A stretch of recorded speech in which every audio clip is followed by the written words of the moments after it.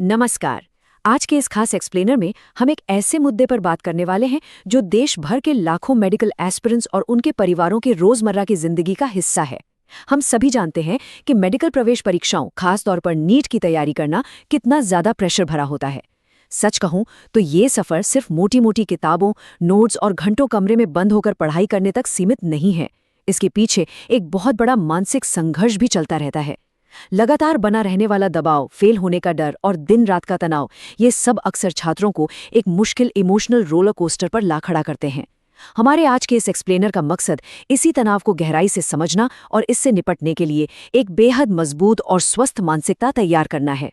जरा इस कड़वी सच्चाई पर गौर कीजिए जो हमारे सोर्स मटेरियल से निकलकर सामने आई है। सोचिए कितनी मुश्किलें होती हैं जब एक मिडिल क्लास परिवार अपने 15-16 साल के बच्चे को किसी छोटे शहर से बड़े शहर में कोचिंग के लिए भेजता है। उस बच्चे के कंधों पर सिर्फ अपना करियर बनाने का बोझ नहीं होता, उसके साथ होती हैं माता पिता की अनगिनत उम्मीदें, उनका सालों का संघर्ष और परिवार की आर्थिक स्थिति को पूरी तरह से बदल देने का सपना। ये कोई छोटी बात नहीं है, ये एक बहुत भारी भावनात्मक वजन है जिसे हजारों छात्र रोज उठाते हैं। तो ऐसे में एक बहुत बड़ा और वाजिब सवाल उठता है, क्या इन बेहद चुनौतीपूर्ण और कॉम्पिटिटिव लक्ष्यों का पीछा करते हुए भी एक संतुलित और स्वस्थ दिमाग बनाए रखना वाकई मुमकिन है? क्योंकि जिस तरह का हमारा वर्तमान सिस्टम बन गया है, वहाँ सारा फोकस सिर्फ टॉपर्स, ऑल इंडिया रैंक और प्राइम बैचेस पर ही होता है। रैंक के इस जुनून ने कहीं ना कहीं मेंटल हेल्थ को बिल्कुल पीछे छोड़ दिया है। आज हम यही समझने की कोशिश करेंगे कि इस अंधी दौड़ से बाहर निकलकर एक बिल्कुल स्वस्थ नजरिए के साथ इन एग्जाम्स की तैयारी कैसे की जा सकती है। चलिए सीधे काम की बात पर आते हैं। हम किसी भी समस्या का समाधान तब तक नहीं कर सकते जब तक हम उसके लक्षणों को ना पहचान ले।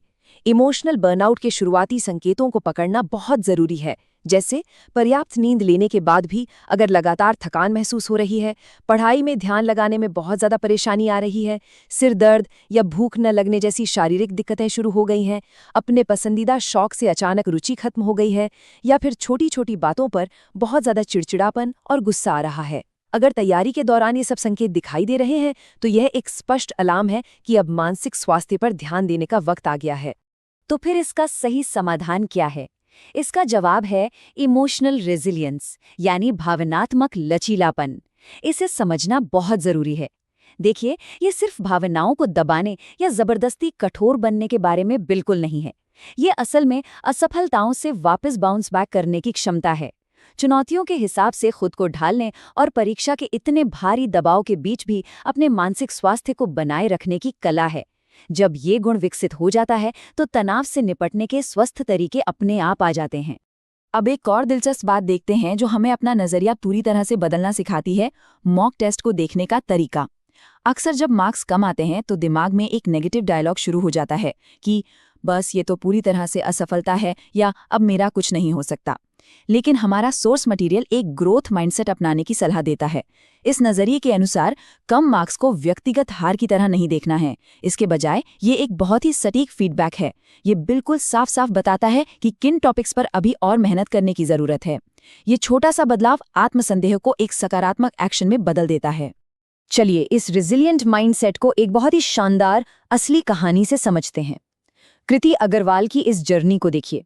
इतने भारी बलिदानों और मेहनत के बावजूद वो सिर्फ 5 नंबरों से अपनी मेडिकल सीट चूक गईं। सिर्फ 5 नंबर, ये किसी को भी अंदर तक तोड़ने के लिए काफी है। लेकिन उन्होंने हार मानने के बजाय फिर से ड्रॉप लेने का बहुत ही साहसिक फैसला किया। उन्होंने अपनी कमजोरियों को पहचाना और अपने कमजोर विषयों के एक एक चैप्टर से 500 से ज्यादा सवाल हल किए। और इस गजब की निरंतरता का नतीजा क्या रहा? All India rank 1084। ये इस बात का जीता जागता प्रमाण है कि सही फोकस से असफलता को भी हराया जा सकता है। अब जब तैयारी का सफर इतना लंबा और थका देने वाला होता है तो स्वाभाविक है कि कुछ दिन बहुत ही बुरे गुजरेंगे। लेकिन ऐसे भारी पलों में एक बहुत ही शक्तिशाली विचार हमेशा याद रखना चाहिए, ये वक्त भी गुजर जाएगा। कोई भी भावना, कोई भी स्थिति या कोई भी इमोशन हमेशा के लिए नहीं होता। एक खराब मॉक टेस्ट या पढ़ाई में मन न लगने वाला कोई एक दिन इस लंबी यात्रा का बस एक छोटा सा हिस्सा है। गेम में टिके रहना सबसे ज्यादा जरूरी है। जब भी निराशा हावी होने लगे तो खुद को ये याद दिलाना बहुत असरदार होता है कि ये बुरा दौर बस अस्थायी है। चलिए आगे बढ़ते हैं और देखते हैं कि ये सब एक प्रैक्टिकल रूटीन में कैसे लागू होता है, क्योंकि सिर्फ मोटिवेशन से काम नहीं चलता, एक बहुत ही लचीले और रेजिलिएंट डेली शेड्यूल की जरूरत होती है। सुबह की शुरुआत फोन देखने या सोशल मीडिया से नहीं, बल्कि यथार्थवादी और छोटे लक्ष्य तय करने से होनी चाहिए। दिन के बीच में डीप स्टडी ब्लॉक्स रखें, जहां पूरा फोकस सिर्फ पढ़ाई पर हो। लेकिन सबसे महत्वपूर्ण बात, दोपहर में शारीरिक व्यायाम या अपने शौक के लिए समय जरूर निकालें, ताकि दिमाग खुद को रिकवर कर सके। और फिर शाम को दिन भर की पढ़ाई का रिव्यू करें और थोड़ी देर शांति से बैठें। ये बैलेंस ही लंबे समय तक बिना थके टिके रहने की असली कुंजी है। इस शेड्यूल को और भी ज्यादा असरदार बनाने के लिए पोमोडोरो तकनीक का इस्तेमाल किया जा सकता है। लगातार घंटों बिना रुके पढ़ाई करने से असल में उत्पादकता कम होती है और एंग्जाइटी बढ़ जाती है। इसलिए 25 से 30 मिनट की बिल्कुल गहरी एकाग्रता वाली पढ़ाई करें और फिर 5 मिनट का ब्रेक लें। इस ब्रेक में थोड़ा स्ट्रेच करें, पानी पिएं या गहरी सांसें लें। हाँ, बस इस बात का ध्यान रहे कि ये 5 मिनट का ब्रेक कहीं 2 घंटे की सोशल मीडिया स्क्रॉलिंग में न बदल जाए। ये छोटी सी आदत दिमाग को फ्रेश रखती है और महीनों की तैयारी के दौरान तनाव को इकट्ठा होने से रोकती है। पोमोडोरो के साथ साथ कुछ और छोटे छोटे लेकिन बेहद ज़रूरी लाइफस्टाइल बदलाव भी हैं जो बहुत काम आते हैं। सिर्फ 10 मिनट की गहरी सांसें या मेडिटेशन एंग्जाइटी को काफ़ी हद तक गिरा सकता है। नियमित व्यायाम करने से शरीर में एंडोर्फिन हार्मोन बढ़ता है, जो मूड को तुरंत बेहतर करता है। सही और संतुलित खाना और सबसे बढ़कर सोशल मीडिया पर दूसरों की प्रोग्रेस से खुद की तुलना करने से बचना बहुत ही आवश्यक है। और एक बात जो हम अक्सर भूल जाते हैं, बिना किसी गिल्ट के शरीर और दिमाग को आराम देना भी इस तैयारी का ही एक अहम हिस्सा है। तो एक और सबसे अहम पॉइंट ये है कि इस पूरी यात्रा में कोई भी अकेला नहीं है। परिवार का सपोर्ट सिस्टम होना बहुत ही ज़्यादा ज़रूरी है। माता पिता के साथ खुलकर और संवेदनशील बातचीत करने के लिए कुछ स्पष्ट कदम उठाए जा सकते हैं। केवल 10 मिनट के लिए उनके साथ शांति से बैठें, अपनी एंग्जाइटी और डल को पूरी ईमानदारी के साथ उनके सामने रखें। उनसे घर में एक तनाव मुक्त माहौल और भावनात्मक समर्थन की मांग करें, और ये तय करें कि घर में चर्चा सिर्फ नतीजों या रैंक पर ना हो, बल्कि की जा रही मेहनत पर हो। ये खुला संवाद मानसिक दबाव को बहुत बहुत कम कर सकता है। ये सब चर्चा हमें हमारे आज के एक्सप्लेनर के एक बहुत ही महत्वपूर्ण निष्कर्ष पर लाती है। हमारा अंतिम लक्ष्य सिर्फ और सिर्फ एक ऑल इंडिया रैंक हासिल करना नहीं होना चाहिए। सबसे पहले एक स्वस्थ, संतुलित और अच्छे चरित्र वाला इंसान बनना जरूरी है। स्वस्थ से बढ़कर सच में कुछ नहीं है। जब कोई शारीरिक और मानसिक रूप से पूरी तरह से स्वस्थ रहता है, तभी वो भविष्य में किसी भी पेशे में अपना 100% दे पाता है। लेकिन ध्यान रहे, रैंक के जुनून को छोड़ने का मतलब ये बिल्कुल नहीं है कि मेहनत करना ही छोड़ दिया जाए। इसका मतलब सिर्फ इतना है कि हमारी प्रेरणा का स्रोत सही और सकारात्मक होना चाहिए। जरा इस बेहद शुद्ध भावना पर गौर कीजिए। मुझे अपने पिता की कड़ी मेहनत को एक नई पहचान देनी है और अपनी पहली कमाई अपनी माँ के हाथों में रखनी है। ये एक बहुत ही ग्राउंडिंग और सच्ची मोटिवेशन है। ये किसी भी खोखली प्रतिस्पर्धा या रैंक की दौड़ से कहीं ज्यादा शक्तिशाली है। और ये शानदार विचार हमें उस असल उद्देश्य की तरफ ले जाता है जिसके लिए ये सारी कड़ी मेहनत की जा रही है।